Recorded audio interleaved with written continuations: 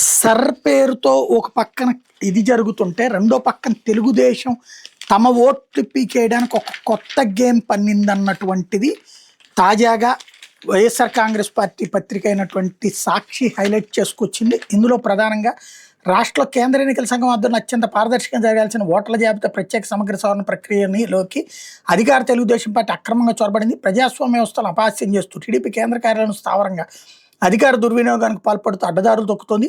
రాజకీయ ప్రత్యర్థి వైఎస్ఆర్సీపీ ఓట్లను పెద్ద ఎత్తున తొలగించడమే లక్ష్యంగా సర్ పేరుతో టీడీపీ ఏకంగా ఒక యాప్ను రూపొందించింది. ఓటర్ల కులం ఏంటి, ఏ రాజకీయ పార్టీ సానుభూతి పడ్డ అనే వ్యక్తిగత వివరాలను టీడీపీ బూత్ లెవెల్ ఏజెంట్ల ద్వారా సేకరించి గోప్యతకు తూట్లు పొడుస్తూ ప్రత్యేక యాప్లో నిక్షిప్తం చేస్తోంది.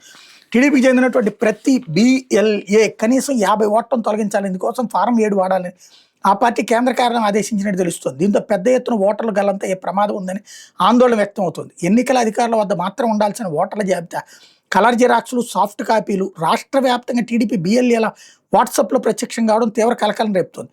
ఓటర్ల జాబితాలో కొన్ని ఫిజికల్ కాపీల కలర్ ప్రింట్అవుట్లతో టీడీపీ BLAలు ప్రతి ఇంటిని జల్లెడబడుతూ వ్యక్తిగత వివరాలను గుచ్చి ఆరాధిస్తున్నారు.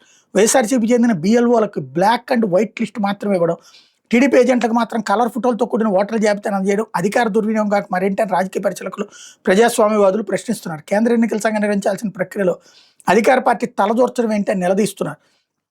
ప్రత్యేకంగా సిద్ధం చేసుకుని యాప్ ద్వారా ప్రత్యర్థి పార్టీ ఓట్లను గుర్తించి వాటిని తొలగించే విధంగా పథకం టీడీపీ కేంద్ర కార్యాలయం పక్కాగా రచించింది. సర్లో భాగంగా సోమవారం నుంచి వచ్చే నెల 14వ తేదీ వరకు జరిగే ఇంటింటి సర్వేలో పాల్గొనేందుకు అధికారులతో పాటు రాజకీయ పార్టీలకు చెందిన బూత్ లెవెల్ ఏజెంట్లను ఎన్నికల సంఘం అనుమతిస్తోంది.